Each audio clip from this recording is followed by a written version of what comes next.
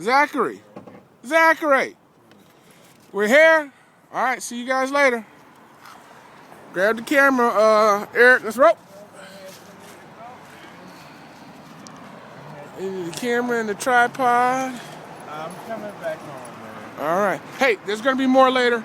We're here at the Washington Monument. I understand we got to go this way, and then that way, and then this way some more to get down to the memorial. So you guys stick around. There'll be more.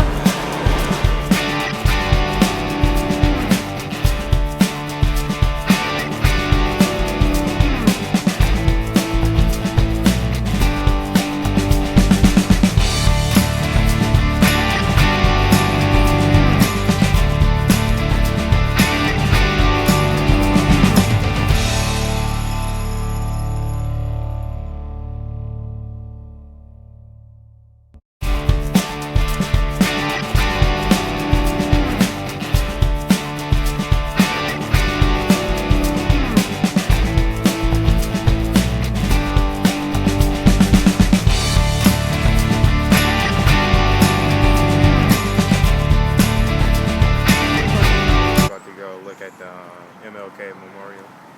Look at? I mean, visit. Visit? Yeah. Okay, that works for me. Say it again. Oh, we're about to go visit the MLK Memorial. And then all right, guys. Paul Herring. We're here in Washington, D.C. Getting ready to, actually, we're heading to the memorial dedication from the ML King Monument. So far, it's been really cool. We parked in a really good spot. We're really hoping that the van's going to be there when we get back. Listen, check out some of these photographs we took from the trip and enjoy it. There'll be more later. All right? Peace.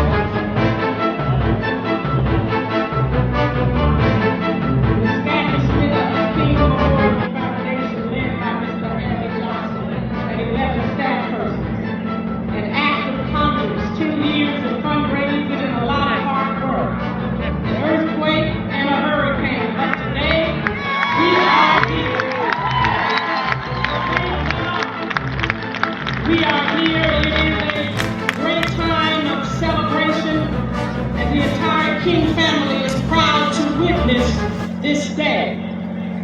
I am especially proud to stand here as one of the 4 children to whom my father referred to as he resounded the American dream that one day he would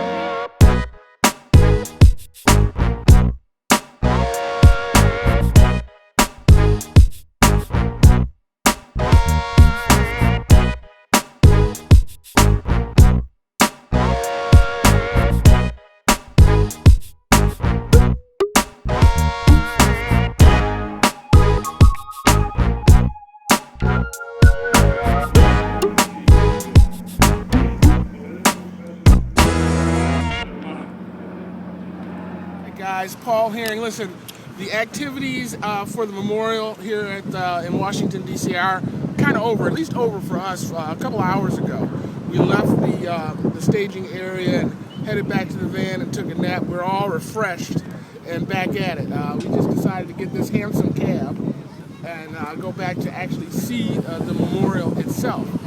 It was blocked off because President Obama was speaking from that point, so nobody could get to it. And I believe they've just recently opened it up so we can actually go and put hands on the monument. So hey, don't go away. There'll be more of us in D.C. I think I'm going to call this Martin Luther King Tour 2011. Yeah, that sounds like it. All right, guys.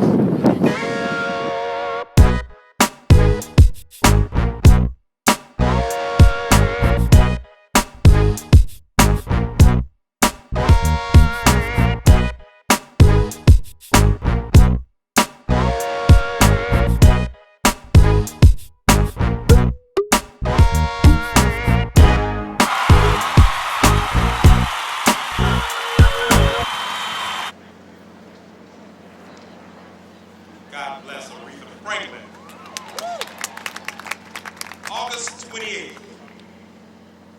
that week we had a earthquake, and then a lady named Irene paid us a visit, and it was indeed a dark day for me. But joy cometh in the morning.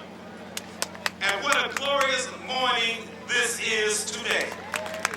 As I stand here and look across the transformed landscape, I see a wonderful example of what we can accomplish with this faith and with a stone of hope.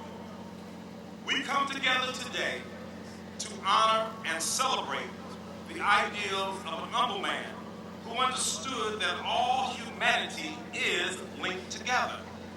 And we come together to dedicate the Martin Luther King Jr. Memorial, our memorial, the world's memorial.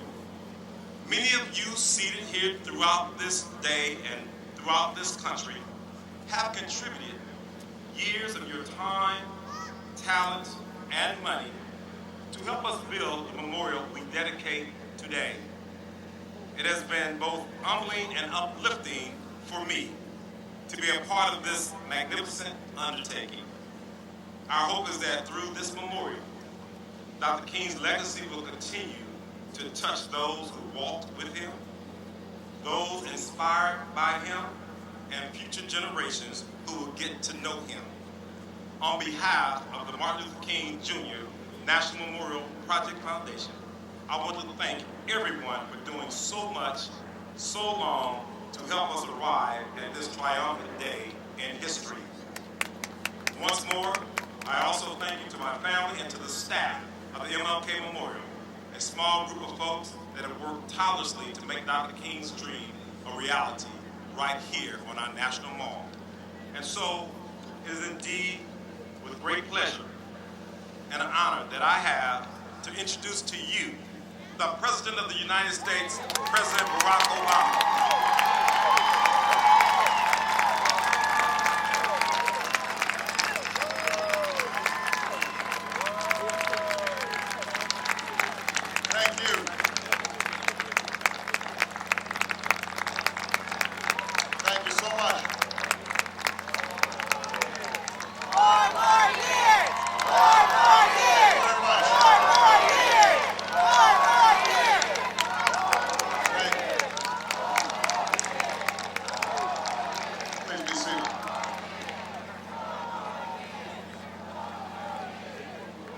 An earthquake and a hurricane may have delayed this day, but this is a day that would not be denied. For this day, we celebrate Dr. Martin Luther King Jr.'s return to the National Mall. In this place, he will stand for all time among monuments to those who fathered this nation and those who defended it. The black preacher, no official rank or title, who somehow gave voice to our deepest dreams and our most lasting ideals. A man who stirred our conscience and thereby helped make our union more perfect. Dr. King would be the first to remind us that this memorial is not for him alone. The movement of which he was a part depended on an entire generation of leaders. Many are here today. For their service and their sacrifice, we owe them our everlasting gratitude. This is a monument to your collective achievement.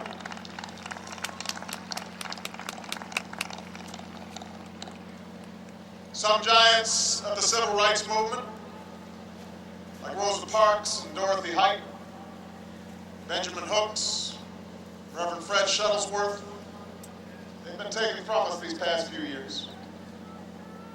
This monument attests to their strength and their courage.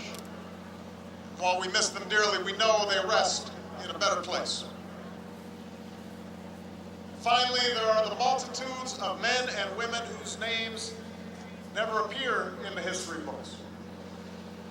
Those who marched and those who sang, those who sat in and those who stood firm, those who organized and those who mobilized, all those men and women who through countless acts of quiet heroism helped bring about changes few thought were even possible.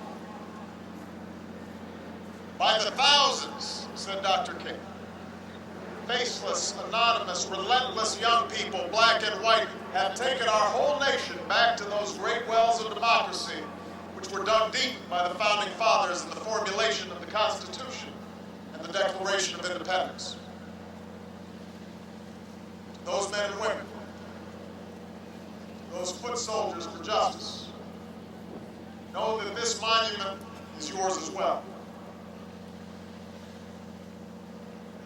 Nearly half a century has passed since that historic March on Washington, a day when thousands upon thousands gathered for jobs and for freedom. That is what our school children remember best when they think of Dr. King. His booming voice across this mall, calling on America to make freedom a reality for all of God's children. Prophesizing of a day when the jangling discord of our nation would be transformed into a beautiful symphony of brotherhood. It is right that we honor that march, that we lift up Dr. King's I Have a Dream speech, for without that shining moment, without Dr. King's glorious words, we might not have had the courage to come as far as we have. Because of that hopeful vision, because of Dr. King's moral imagination, barricades began to fall, and bigotry began to fade. New doors of opportunity swung open for an entire generation. Yes, laws changed, but hearts and minds changed as well. Look at the faces here around you. You see an America that is more fair and more free and more just than the one Dr. King addressed that day. We are right to savor that slow but certain progress. Progress that's expressed itself in a million ways, large and small, across this nation every single day, as people of all colors and creeds live together and work together, and fight alongside one another, and learn together and build together and love one another. So it is right for us to celebrate today Dr. King's dream and his vision of unity. And yet, it is also important on this day to remind ourselves that such progress did not come easily. That Dr. King's faith was hard-won.